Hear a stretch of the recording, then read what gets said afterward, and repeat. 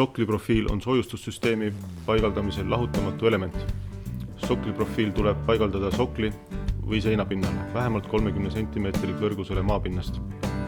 Antud juhul kasutame veininaga sokliprofiili, pleki paksusega 0,8 mm ja laiusega 10 cm, mille laius vastab valitud soojustusisolatsiooni materjali Barok kivivilla laiusele.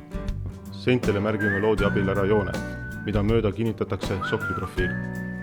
Profiilile teeme kolmnurkse sisselõike, kuni üles pööratud perforeeritud ribani. Seejärel painutame profiili täisnurkseks ning ühendame mõlemad sisselõike küljed spetsiaalsete ühenduselementidega. Sokliprofiili seina külge kinnitamine algab hoone nurgast. Paigaldame profiili täisnurga märgistatud tasemele ja märgistame profiili naeltüübitega kinnitamiseks vajalike aukude asukohad. On tähtis, et profiili kinnitamiseks vajalikud augud asetseksid üksteisest 30–35 cm kaugusel.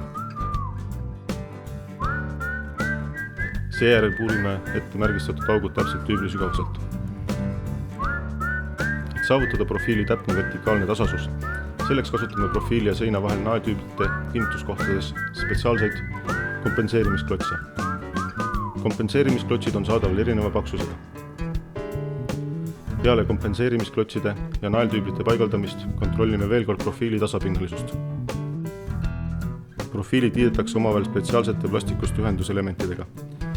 Ehitusnööri abil veendume, et profiil oleks paigaldatud ilma deformatsioonideta.